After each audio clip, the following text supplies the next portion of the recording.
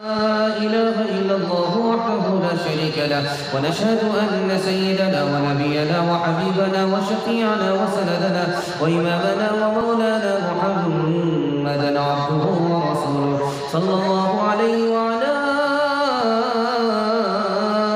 آله وصحبه وبارك وسلم تسليما كثيرا كثيرا. أما بعد فأعوذ بالله من الشيطان الرجيم. بسم الله الرحمن الرحيم. وما آتاكم الرسول فخذوه وما نهاكم عنه فانتهوا.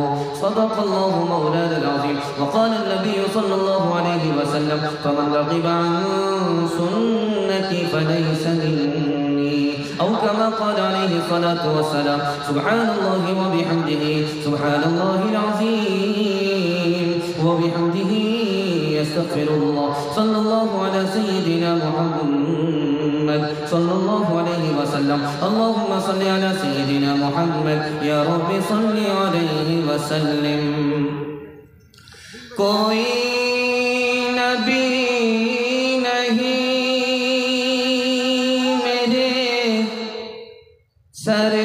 سرکار کی طرح،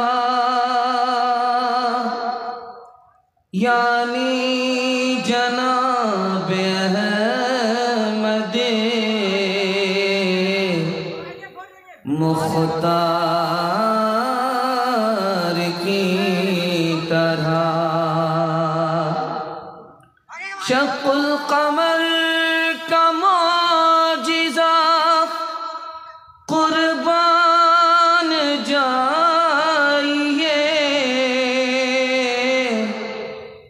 انگلی بھی کام کر گئی تلوار کی طرح. محبوب خدا کے کوچے میں فردوس بری سے سوا جانا. محبوب خدا کے کوچے میں فردوس بری سے سوا جانا. جو خاک ہے ارض طیبہ کی اس خاک کو خاک شفا جانا. جو خاک ہے ارض طیبہ کی اس خاک کو خاک شفا جانا. اے بار الہ سنیے ذرا،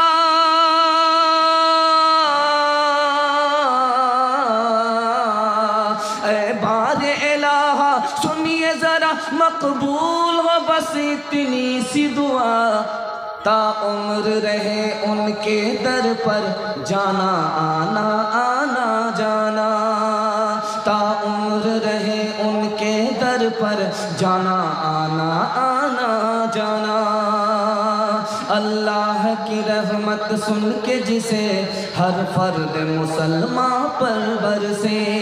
اللہ کی رحمت سن کے جسے ہر فرد مسلمان پر برسے. وہ نعت سر محفل قاصر، وہ نعت سر محفل قاصر 100 بار تو دل سے سنا جانا. وہ نعت سر محفل قاصر 100 بار تو دل سے سنا جانا. الحمدللہ آپ کا جلسہ رکا ہوا ہے. دعا سے پہلے آپ کے حوصلے پر باقی ہے. قبولیت کی گھڑی میں اللہ آسمان سے زمین پر خیر کے فیصلے نازل فرمائے، ہمارے جلسے کو قبول فرمائے اور ہمارے تمام گناہوں کا اس جلسے کو کفارہ بنائے. آمین بولیے. قبولیت کھڑی ہے آسمان پر، خدا آ چکا ہے. سننے کے لیے مکمل تیار نہیں؟ دونوں ہاتھ رہیے انشاءاللہ. فجر کے بعد تیار ہے؟ ہاتھ رہیے انشاءاللہ. سمجھ میں آ رہا؟ پٹری سے اتر چکے. 3 سوال سے میں اپنے پیغام کو شروع کرنے کے لیے جا رہا ہوں. دھیان دیجیے گا. 3 سوال سے میں اپنے پیغام کو شروع کرنے کے لیے جا رہا ہوں. پہلا سوال ہے، رشتہ دار کے بارے میں مشہور ہے الاقارب کالاقارب. رشتہ دار بچھو کی طرح ہوتے ہیں. رشتہ دار ہیں بچھو کی طرح ہوتے ہیں. یہ بچھو کی طرح کیسے ہوتے ہیں؟ رشتہ دار ہیں، ہم اس کے ساتھ رشتہ داری رکھتے ہیں، ان کے ساتھ رشتہ داری ہماری ہے، ان سب کے باوجود وہ بچھو کی طرح ہے. یہ پہلا سوال ہے ہمارا، وہ کیسے؟ دوسرا سوال آپ سے کرنے کے لیے جا رہا ہوں، یہ جلسہ ہو رہا ہے دعا سے پہلے، دعا کے بعد جلسہ ختم ہو جائے گا، لیکن اصلاح نہیں ہوتی، اس کا راز کیا ہے؟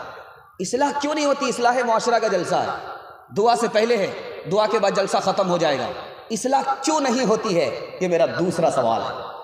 تیسرا اور آخری سوال ہے، نبی کا امتی بائیں ہاتھ سے کھانا کھا رہا تھا، نبی نے کہا دائیں ہاتھ سے کھاؤ، یہ میری سنت ہے، اس نے کہا میں دائیں ہاتھ سے نہیں کھا سکتا، نبی نے بد دعا کر دیا اب تم دائیں ہاتھ سے کھا بھی نہیں سکتے، اس کا ہاتھ بیکار ہو گیا، نبی رحمت بن کر کے آئے، اس آدمی کو بد دعا کیوں دیا؟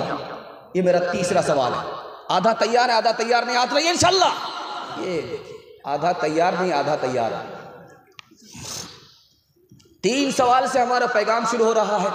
پہلا سوال تھا، رشتہ دار بچھو کی طرح ہوتے، آپ جتنا بھی مہربان ہو جائیے پھر بھی خوش نہیں ہوتے۔ داماد ہے، آپ نے گاڑی بھی دے دیا ہے، پلنگ بھی دے دیا ہے، بھینس بھی دے دیا ہے، لیکن وہ خوش نہیں ہوتا، اس کو اور چاہیے، اس کا پیٹ ہے کہ انڈیا گیٹ ہے، خوش نہیں ہوتا۔ بچھو ہونے کا مطلب ہے کہ آپ جتنا بھی اس پر مہربان ہوئیے وہ خوش نہیں ہوتے۔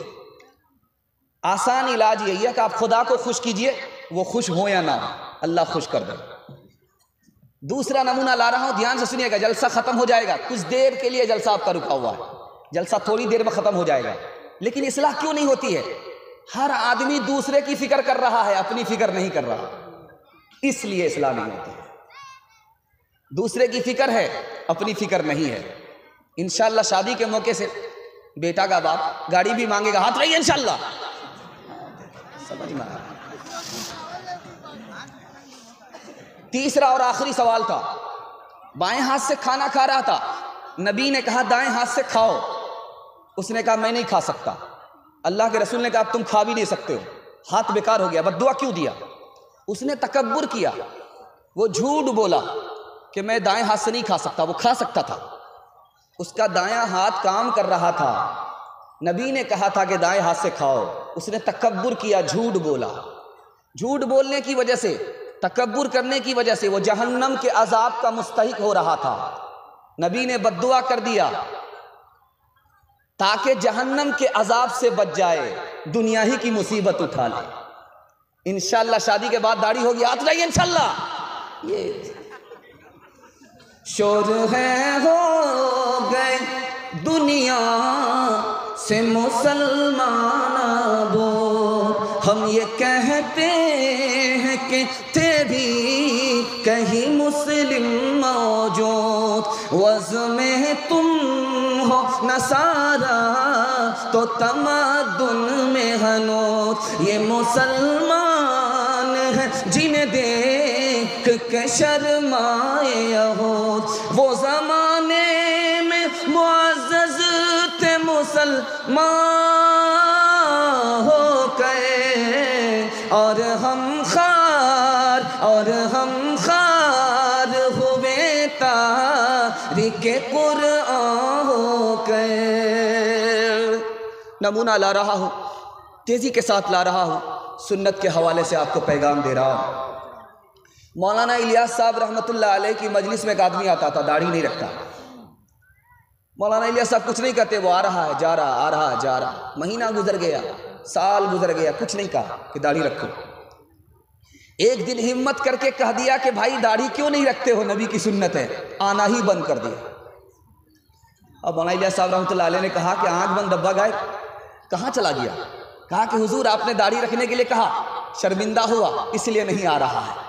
کہا غلطی اس کی نہیں ہے، غلطی میری ہی ہے، غلطی اس کی نہیں ہے، غلطی میری ہے، میں نے کچے توے میں روٹی ڈال دیا۔